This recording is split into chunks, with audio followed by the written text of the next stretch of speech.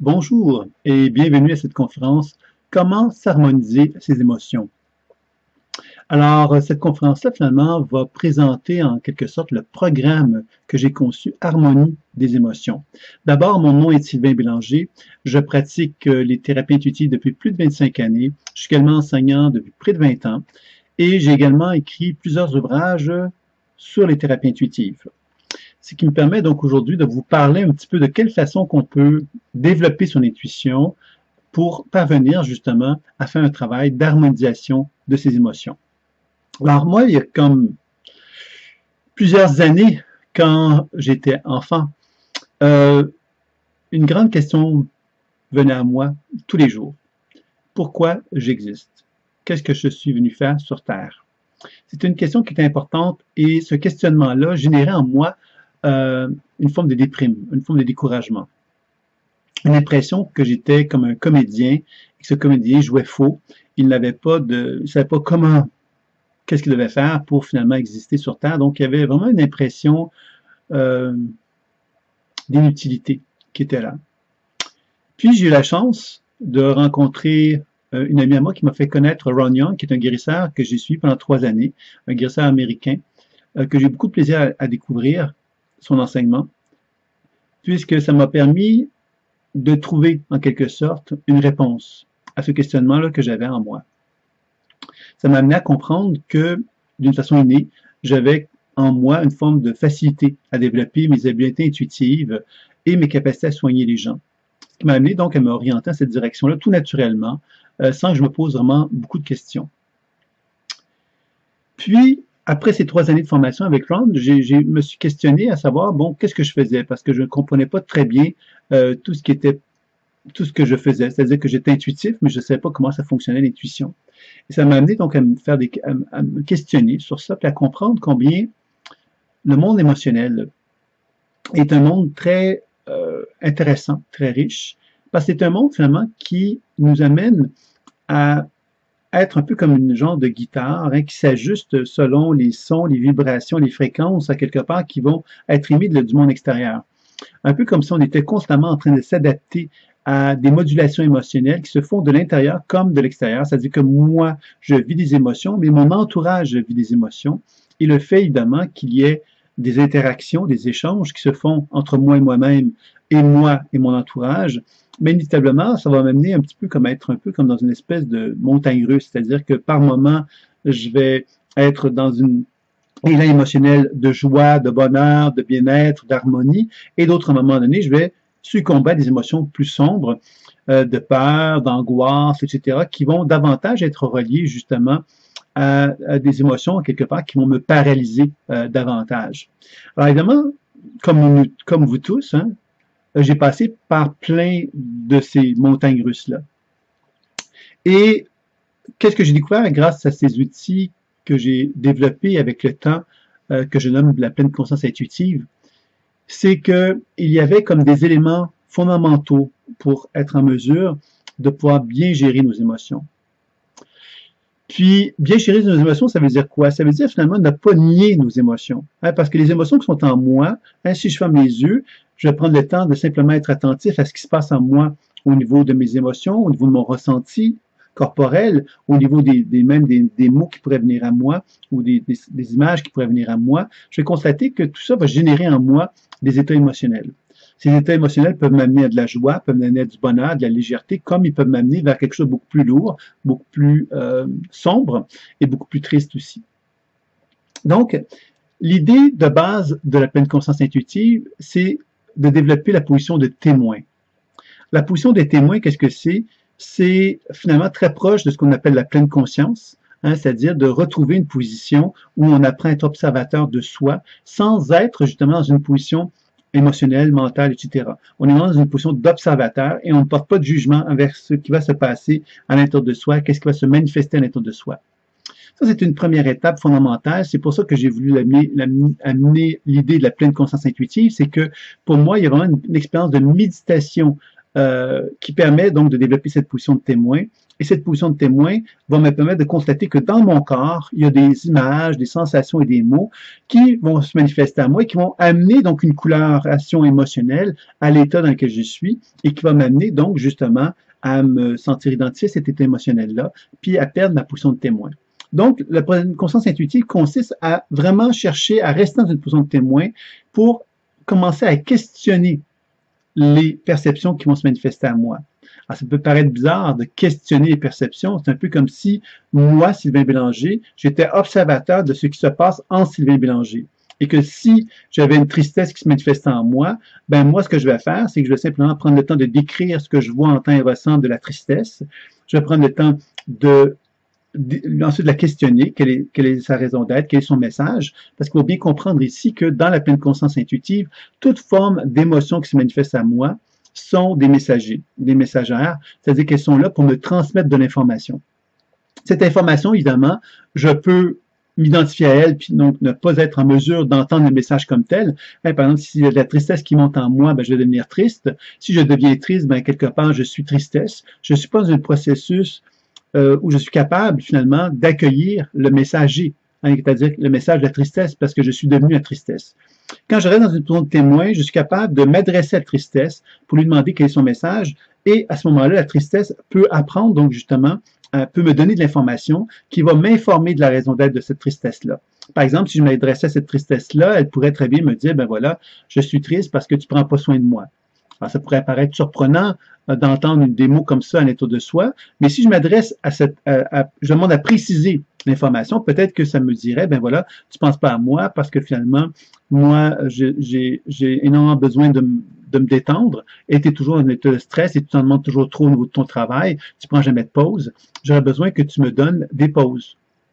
Alors, vous voyez que là, c'est une information intéressante parce que la tristesse, ben, si on serait resté dans la tristesse, on serait devenu triste. Alors que là, finalement, en étant capable de rester dans une position de témoin, on est capable d'obtenir de l'information qui va nous amener justement à se dire, ah, OK, donc, la tristesse veut me dire que j'ai besoin de repos, que j'ai besoin de me détendre. Ah, OK, je pourrais effectivement te donner ça.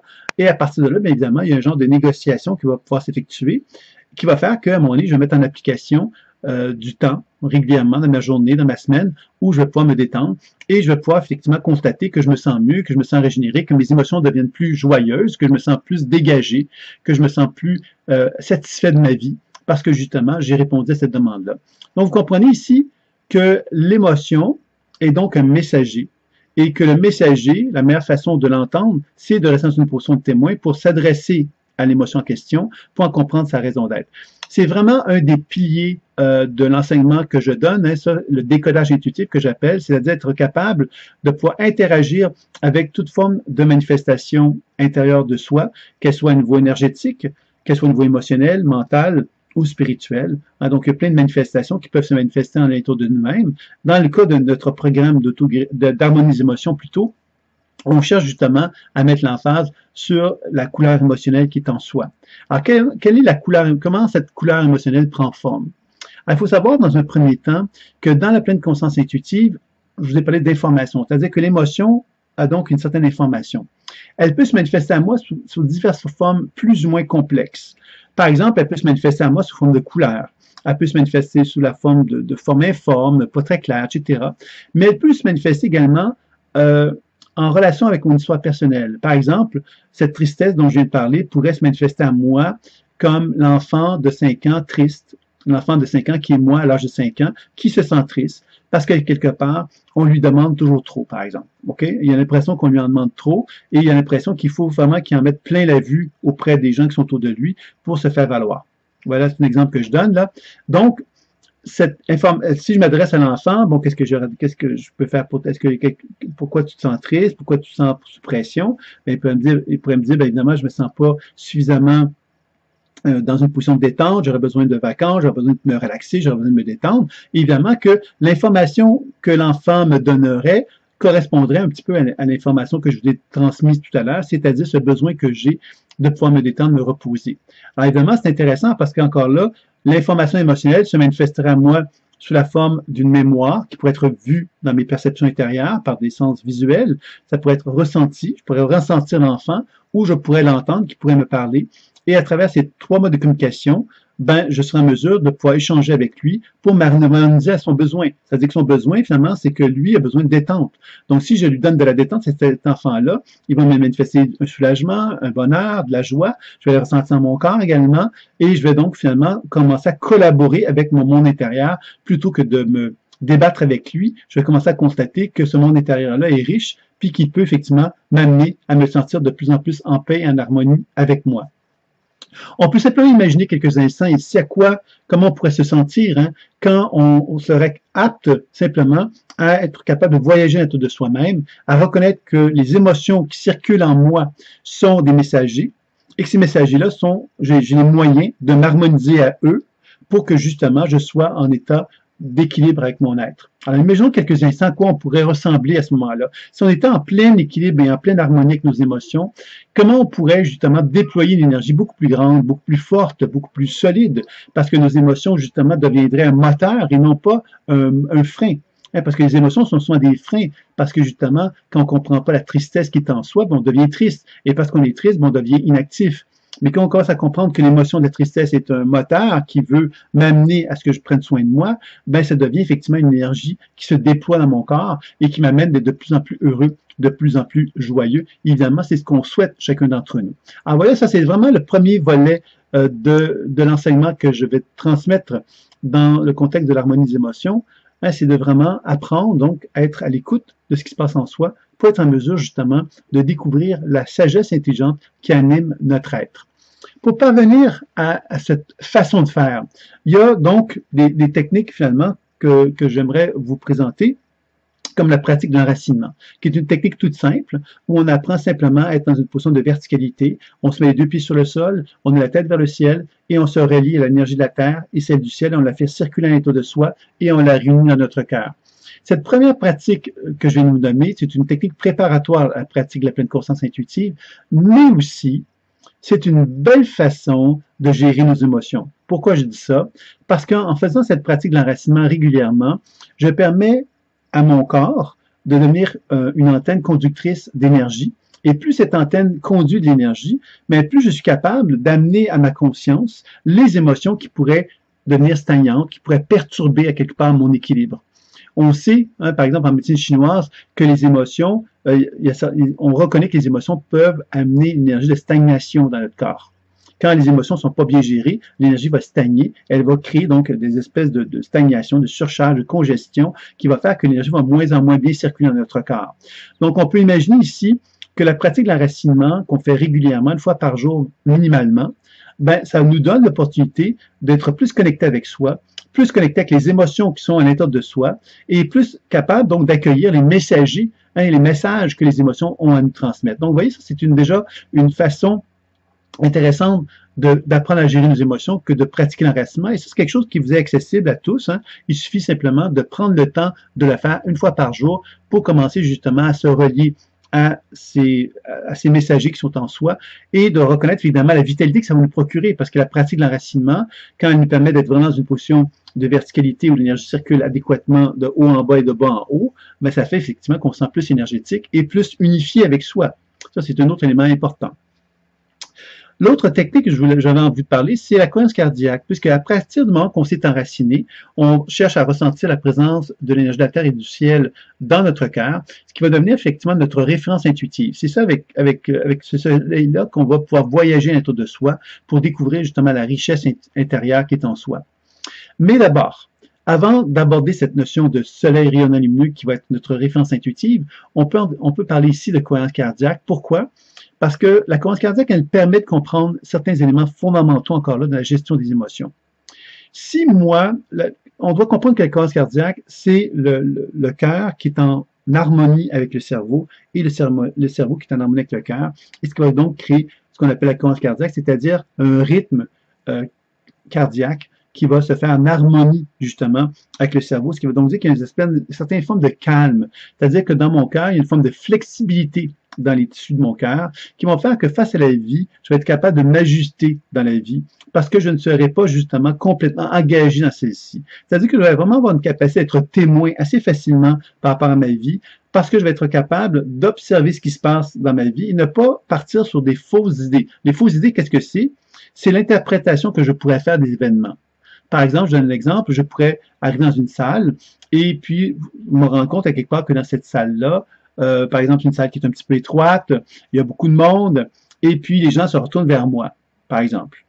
Et puis moi, dans mon histoire de vie, il s'avère que j'ai déjà vécu des traumatismes dans des situations de salles un peu plus petites où les gens se retournent et ils se mettent à me ridiculiser. OK?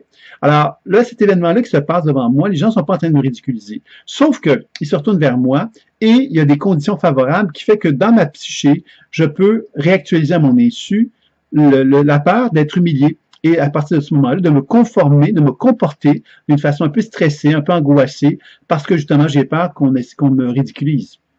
Alors, vous voyez que ça, c'est un exemple que je vous donne pour vous montrer que quand le cœur est tendu, quand le cerveau, justement, n'est pas en harmonie avec le cœur, puis il n'y a pas un bon rythme qui se fait, ben, quelque part, on interprète la réalité. Et quand on interprète la réalité, on n'est plus capable de regarder les faits, on est simplement en train de réagir à ce que nous, on pense être la réalité. Alors, c'est un élément important, donc c'est pour ça que je vous parle de la cohérence cardiaque, parce que la cohérence cardiaque, finalement, dans la pratique de l'enracinement, selon moi, on favorise la cohérence cardiaque.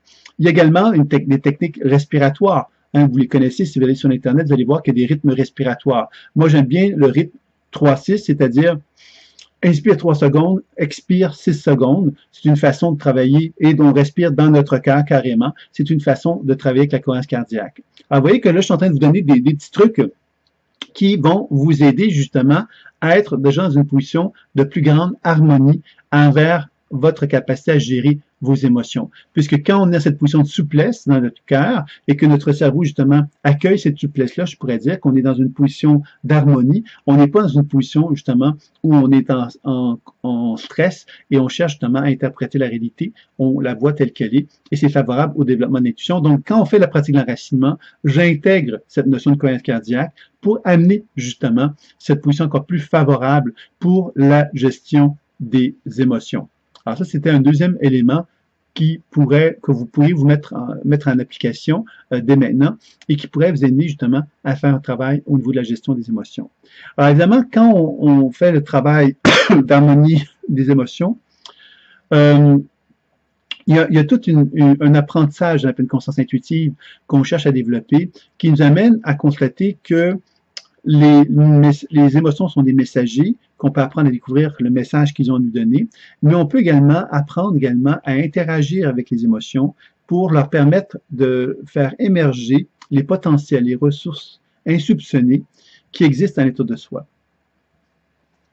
Alors ça, c'est intéressant, c'est ça que j'appelle la déprogrammation de la mémoire cellulaire, c'est-à-dire que si je reviens avec l'enfant de 5 ans qui se sent donc dans une position où on le sollicite trop, ben, je pourrais comprendre son message, je pourrais comprendre la solution qu'il me propose pour que justement ça se détende, mais je pourrais également arriver à lui dire qu'est-ce que je pourrais faire pour t'aider.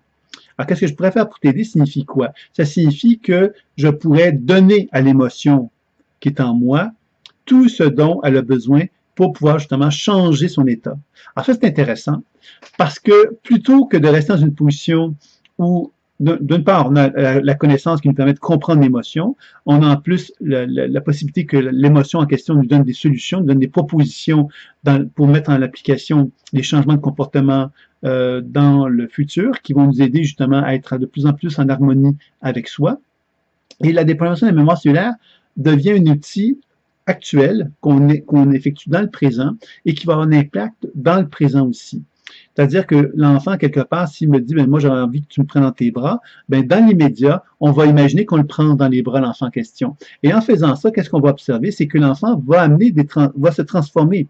Il va y avoir des transformations, des interactions qui vont faire que l'enfant pourrait m'amener à constater que lorsqu'il est dans une position où je l'accueille, ben, il devient quelque part capable de reconnaître sa grandeur, il devient un adulte, et que cet adulte-là, c'est moi, évidemment, et que cet adulte-là me montre justement qu'il est temps pour moi de me donner la permission de m'aimer, puis que c'est tout en relation peut-être avec des culpabilités que je traîne en moi depuis un certain temps, et que ces culpabilités-là m'empêchaient de m'aimer complètement, et qu'il est temps aujourd'hui de m'aimer, puis c'est comme si effectivement le fait que je prenne dans mes bras l'enfant me donne l'autorisation de m'aimer, et que je prenne le temps d'expérimenter cet amour-là Et ça m'amène effectivement à un sentiment d'unification avec mon être, c'est-à-dire que j'apprends à ce moment-là à ne plus être en dissociation avec l'information, c'est-à-dire que plus je donne tout ce qu'il faut pour que l'énergie se transforme, mais plus évidemment, je lui donne l'opportunité à se transformer pour se réunifier à moi. Et si elle se réunifie à moi, ça veut donc dire que dans mon propre champ énergétique, les informations émotionnelles avec lesquelles je suis en conflit, par exemple,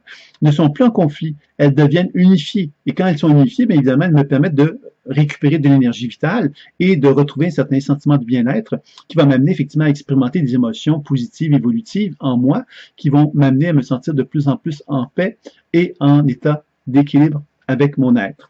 Alors, vous voyez, ça, c'est un deuxième élément fondamental qu'on expérimente dans la pleine conscience intuitive, cette notion de déprogrammation de la mémoire cellulaire qui va nous permettre de faire la paix avec les émotions qui sont en soi. Le troisième élément qui va être évidemment associé à ça, c'est le soin énergétique. Alors, je vais me dire, le soin énergétique, c'est associé à la santé énergétique, à la santé physique, au bien-être physique et énergétique, mais l'énergétique va aussi nous permettre justement de pouvoir rétablir un bien-être et un plus grand sentiment d'harmonie avec son être. Et quand on se sent bien notre corps, quand on se sent bien notre énergie vitale, mais inévitablement, les émotions vont habituellement aussi être en plus grand état d'harmonie, de paix, nos pensées deviennent plus paisibles, plus équilibrées, plus harmonieuses. Donc, le soin énergétique va être un autre élément important qui va faire que la pleine conscience intuitive va se combiner à travers le décodage intuitif, la déprogrammation de la mémoire cellulaire et les techniques de soins. Alors, je reviens avec la mémoire de l'enfant de 5 ans. Ben après l'avoir accueilli, je verrai donc un homme qui me proposerait justement que j'apprenne à m'accueillir, puis à m'aimer, puis à l'aimer lui, puisque c'est de moi qu'il s'agit, mais bon, c'est comme ça. Et après ça, bien évidemment, j'aurais pu effectivement compléter ça avec un soin qui permettrait justement de constater que dans l'énergie de cette expression de moi-même, je pourrais voir effectivement qu'il y a un certain blocage dans le bassin et que je pourrais intervenir dessus pour justement permettre une meilleure circulation à se faire, qui m'amènerait à prendre conscience que j'ai un manque d'assise dans mon bassin parce que j'ai une grande blessure au niveau de mon cœur qui est reliée donc à une impression de trahison que j'ai vécue quand j'étais enfant, qui m'a amené justement à avoir l'impression que le seul moyen d'être reconnu, c'était d'en faire beaucoup trop pour tout le monde et que c'est ça qui fait que je suis plus fatigué aujourd'hui, que j'aurais besoin de repos. Alors, vous voyez, c'est tous des liens qu'on peut faire comme ça qui nous amènent donc progressivement à nous rendre compte que on est en train de découvrir un filon de lumière qui nous amène à retrouver un équilibre et une harmonie à l'intérieur de soi. C'est ça la beauté de la démarche de la pleine conscience intuitive, de combiner décodage, déprogrammation et soins pour parvenir donc à l'harmonisation de nos émotions. Alors, tantôt, je vous ai parlé qu'on pouvait donc aller chercher de l'information sur l'histoire personnelle de notre vie, mais il est possible également de pouvoir voyager dans le monde subtil, et c'est ça que vous allez découvrir dans l'ensemble de l'enseignement qui va vous être proposé.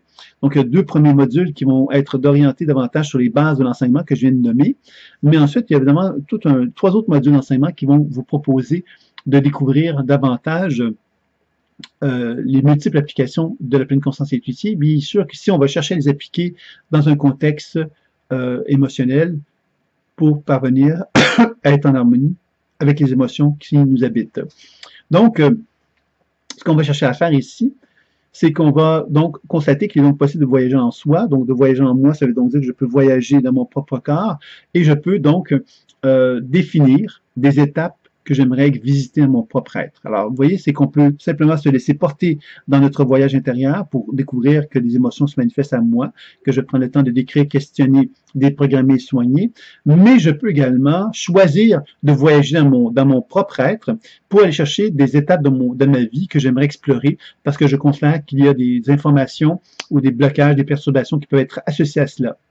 Par exemple, je pourrais voyager en me disant, tiens, je vais aller voir mon expérience de l'âge de 5 ans, l'âge de 10 ans, l'âge de 15 ans, l'âge de 25 ans, ainsi de suite. Donc, je peux voyager dans les diverses périodes de ma vie où j'ai vécu des traumatismes pour pouvoir apprendre, donc, effectivement, faire un travail de décodage intuitif, de déprogrammation et de soins qui va consister à chercher à rétablir un équilibre dans mon propre être. Et ça, cet équilibre-là, évidemment, est important puisqu'il me permet de me réunifier à plein d'histoires de ma vie avec lesquelles j'ai été en conflit et que j'ai pas cherché à rétablir l'harmonie avec eux. Alors, vous voyez, ça, c'est un des premiers volets. Donc, vous voyez déjà qu'avec ça, on peut faire déjà un énorme travail au niveau de l'harmonie des émotions, juste travailler sur les diverses périodes de notre vie dans lesquelles on a vécu, expérimenté des traumatismes.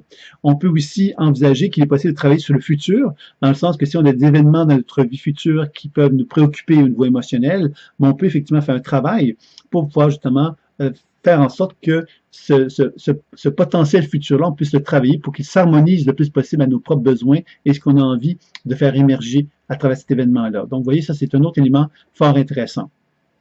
Il y a également, évidemment, les mémoires familiales. Donc, alors, sans avoir nécessairement fait un arbre généalogique, on peut, évidemment, retrouver nos relations avec nos parents, retrouver nos relations avec nos arrière-parents, nos grands-parents, etc., et remonter doucement, si on a envie, dans notre histoire familiale pour être capable de faire un travail de compréhension sur notre histoire, justement, notre histoire à nous personnelle, mais notre histoire familiale, donc qui englobe évidemment non pas seulement nous, mais notre famille et tous les arrière-parents, etc., qui peuvent être associés à cela.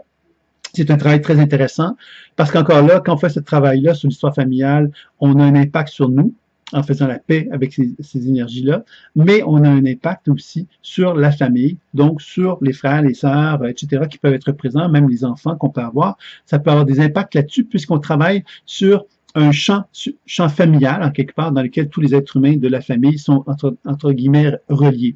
Donc, si je travaille, moi, sur une expérience de victime que moi j'ai vécue, mais qui me relie à une expérience de victime, un traumatisme important qui a été vécu chez mon arrière-arrière-grand-père, par exemple, ben, je peux aller voyager vers cet événement-là, faire un décodage des premiers soins et soins, me permettre justement de libérer cet arrière-arrière-grand-père-là. Donc, je libère quelque part une information, le grand-père, en quelque sorte, hein, je le libère de sa souffrance, de sa douleur, je me libère aussi, et parce que je libère mon grand-père et je me libère aussi, ben, j'ai un impact aussi sur l'histoire familiale, sur toutes les personnes de mon entourage qui appartiennent à ma famille, et je peux donc constater effectivement que ça peut déployer quelque chose de très positif dans toute l'histoire familiale également.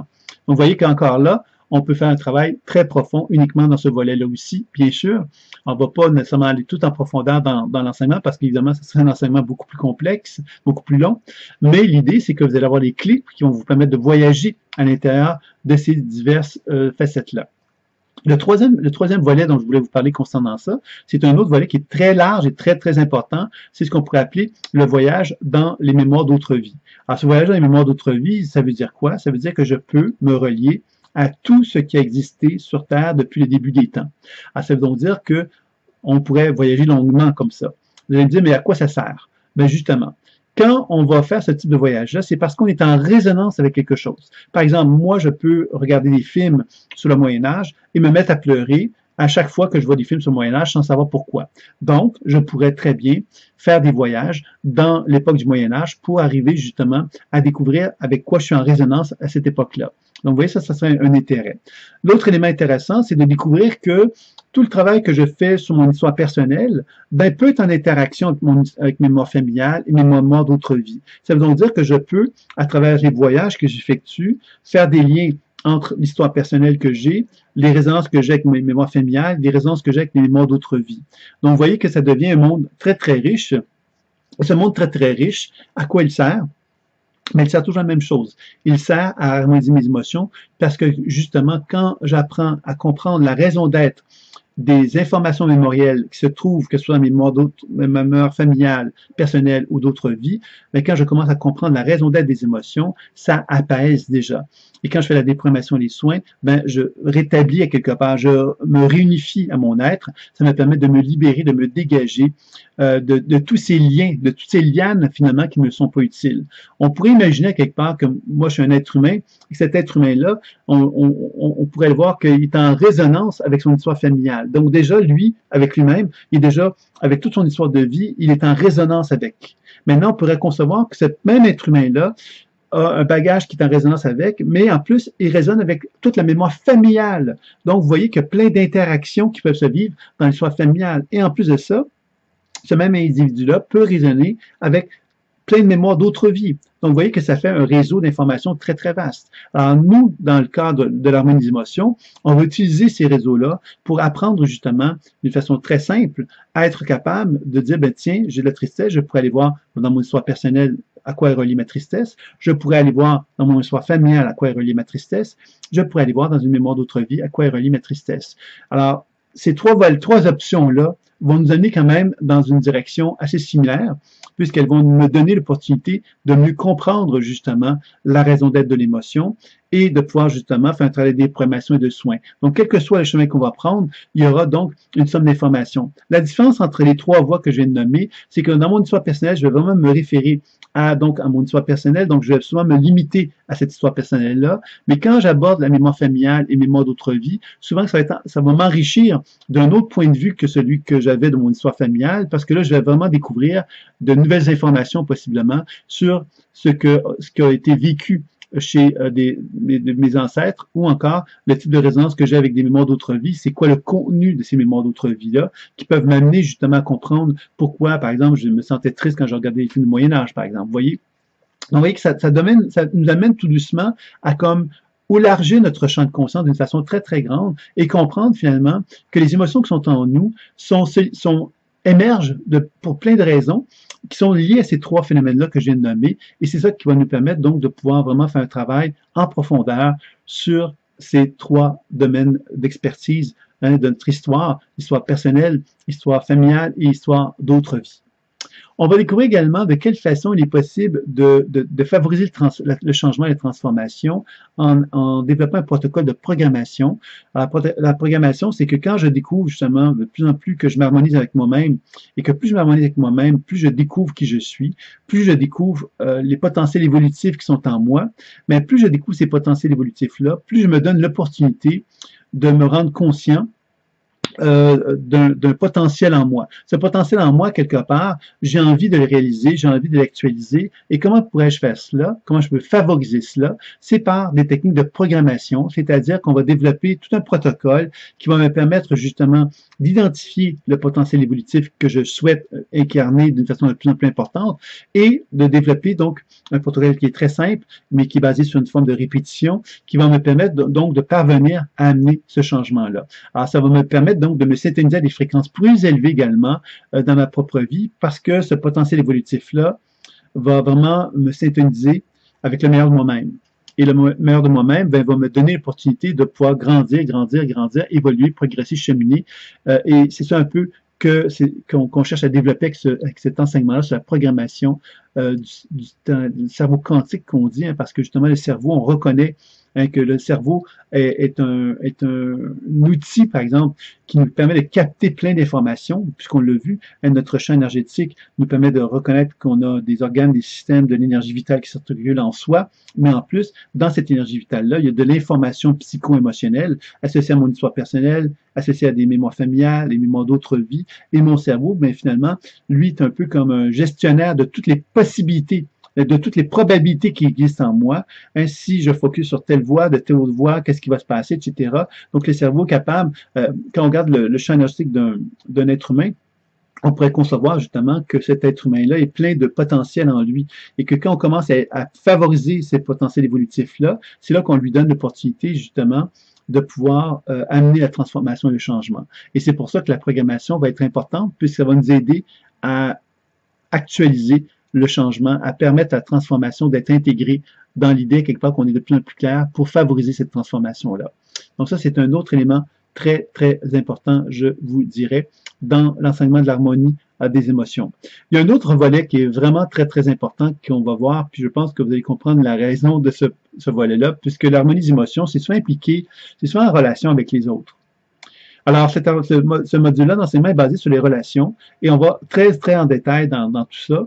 On s'inspire de divers enseignements pour vraiment développer des protocoles intuitifs qui vont nous donner l'opportunité de vraiment interagir avec les autres pour en comprendre vraiment la raison d'être. On sait que la loi de l'attraction nous a fait comprendre que moi, en tant qu'être humain, à mon insu, j'aimais une certaine émotion, j'aimais une certaine énergie, une certaine information. Cette information-là, quelque part, j'en suis pas conscient de qu'est-ce qu'elle aimait, sauf que dans la loi de l'attraction me dit que moi, si j'aimais quelque chose, ben, je vais attirer vers moi des gens qui vont me permettre de faire un travail sur moi, qui vont me permettre de faire un travail d'harmonisation sur moi, finalement. C'est-à-dire que je vais attirer vers moi des gens qui vont être là pour me donner l'opportunité de m'accueillir, de m'apprécier et de m'aimer. Alors, des fois, on n'aime pas ça parce que des fois, il y a des gens qui nous reflètent des choses qui vont nous faire revivre des émotions de douleur, de souffrance en soi, et on va souvent avoir tendance à les pointer du doigt en leur disant c'est de leur faute. Alors que finalement, la loi d'attraction, qu'est-ce qu'elle nous enseigne? Elle nous enseigne simplement que c'est pas notre faute, que c'est pas de leur faute, que c'est pas de notre faute non plus à quelque part. C'est simplement qu'on doit assumer quelque part qu'en nous, un travail qui doit se faire. Ce travail-là, bien évidemment, on pourrait ne pas être content qu'on ait à le faire, mais la loi d'attraction nous demande, la loi de l'univers nous demande de se réunifier à soi. Se réunifier à soi, c'est donc dire de reconnaître que les diverses relations qu'on a avec les gens autour de soi nous confrontent à des charges émotionnelles qui sont en nous. Et ces charges émotionnelles, si on apprend à faire la paix avec elles, ben ça nous donne l'opportunité de pouvoir donc retrouver une position d'alignement de plus en plus importante. Cette position d'alignement est vraiment essentielle parce qu'elle me donne l'opportunité justement de bien prendre conscience de ma responsabilité dans la qualité des échanges relationnels que j'ai avec les gens. Et tout l'enseignement qui va être proposé dans ce module d'enseignement-là va être vraiment orienté sur ce travail de justement renouer contact dans une position de verticalité, dans laquelle j'apprends justement à reconnaître quand dans moi j'ai des émotions que ça peut faire émerger que d'être en relation avec d'autres gens. Et ces émotions-là sont des messagers. Tout comme les gens qui sont devant moi ont également des messages à me transmettre aussi. Et dans ce sens-là, évidemment, tout le travail de décodage intuitif consiste justement à être à l'écoute de ce qui se passe en moi quand les émotions émergent, mais également d'apprendre à faire un travail sur les relations pour être en paix et en harmonie avec elles. Alors, de quelle façon qu'on va procéder? C'est souvent qu'on va reconnaître qu'il est possible, par exemple, de se rapprocher d'une personne avec laquelle on est en conflit, par exemple, tout simplement en reconnaissant que cette personne-là, justement, avec laquelle on est en conflit, elle a comme donc un regard à nous apporter, un point de vue à nous apporter, une information à nous transmettre. Et tout le travail de la pleine conscience intuitive va consister, grâce au décodage intuitif des programmations et soins, de faire une action pour être en plus grande harmonie avec la personne en question. Le fait de faire ce travail-là va amener justement une forme de pardon, hein, parce que c'est un peu comme travailler avec la force de l'amour universel, hein, parce que si j'amène cette personne dans mon cœur à travers une action énergétique, mais cette action énergétique-là, si je suis capable d'amener vers mon cœur, c'est-à-dire que je suis capable, j'expérimente le pardon véritablement. Alors ce pardon que j'expérimente est une expérience exceptionnellement belle parce qu'elle me fait expérimenter l'amour, elle me fait expérimenter l'amour de moi-même et elle me fait expérimenter l'amour de l'autre. Et à ce moment-là, on est dans un processus où on est dans le vivant, où on est vraiment dans la vibration, dans la fréquence et dans les amours les plus nobles, où on peut vraiment accueillir et accepter l'autre personne telle qu'elle est. À ce moment-là, ça nous permet vraiment de nous dégager, de nous libérer en quelque sorte des souffrances qu'on a pu avoir vis-à-vis certaines relations qu'on a pu avoir et de nous permettre donc d'élargir notre champ de conscience, d'élargir notre point de vue par rapport à tout cela. Donc, vous avez vu évidemment qu'à travers cet enseignement-là, nous allons chercher donc à découvrir la raison d'être de nos émotions. Nous allons ensuite apprendre justement à déprogrammer à quelque part tout ce qui est figé autour de soi au niveau émotionnel. Alors souvent, on a des souffrances, on a des blessures émotionnelles qu'on a pu vivre dans notre vie et la déprogrammation va consister justement à donner à cette souffrance-là tout ce dont elle a besoin pour ne plus être identifiée autant à cette souffrance-là qui est en elle. Alors, plus on va apprendre justement à donner à l'émotion l'opportunité qu'elle ne soit plus figée, plus on va lui donner l'opportunité de devenir un messager de nouveau, un messager qui va me permettre donc d'accueillir en moi des ressources énergétiques que je ne pouvais pas accéder parce que ces émotions figées faisaient que j'avais quelque chose qui ne bougeait plus. C'est comme de l'énergie qui ne bougeait plus. Alors, la déprogrammation va permettre à ces émotions-là de retrouver leur mobilité, leur fluidité, et ce qui va me permettre, moi, de me réapproprier quelque chose que j'avais perdu, en fin de compte. Ça, c'était très important. Et cette capacité de me retrouver, de retrouver cette énergie vitale-là va m'apporter un apport d'énergie, un sentiment de bien-être, quelque chose de grandiose, en quelque part. Et le fait de faire un soin énergétique va simplement permettre de favoriser cette transformation à prendre forme. Puis, ensuite à ça, bien évidemment, tout le principe de la programmation va nous permettre justement de pouvoir développer des protocoles pour amener, favoriser le changement, la transformation de plus en plus efficacement dans tous les secteurs de notre vie, puisque nous avons vu que ça va toucher tant notre secteur personnel que notre secteur familial, de notre histoire familiale, que les mémoires d'autres vies, et ensuite les relations interpersonnelles qui vont être vues également. Donc, vous voyez qu'on touche pas mal tous les grands secteurs de la vie au niveau de la gestion de nos émotions. Et je pense que c'est un enseignement qui va donc être très profitable et très intéressant pour chacun d'entre vous. Ça fait plusieurs années que j'enseigne des formations en pleine conscience intuitive. Et évidemment, j'ai eu beaucoup d'étudiants qui m'ont exprimé leur gratitude concernant justement cette capacité qu'ils avaient maintenant de gérer leurs émotions par les outils que je viens de vous présenter lors de cette petite conférence-là. Donc, si ça vous intéresse, ben, vous avez qu'à cliquer sous le lien, sous la vidéo, et vous allez avoir à ce moment-là une présentation du déroulement du programme, bon, de quoi il se compose ce programme-là, et si vous avez envie par la suite, vous pourrez vous y inscrire, et ça me fera plaisir donc de vous assister lors de ce programme Harmonie des émotions. Donc, sans plus tarder, je vous invite à poursuivre avec le petit déroulement du programme qui va vous indiquer un petit peu de quoi se compose ce très bel enseignement que je viens de vous présenter sommairement. Alors, je vous dis à très bientôt et au plaisir donc de vous accompagner dans l'harmonie de vos émotions. Au revoir.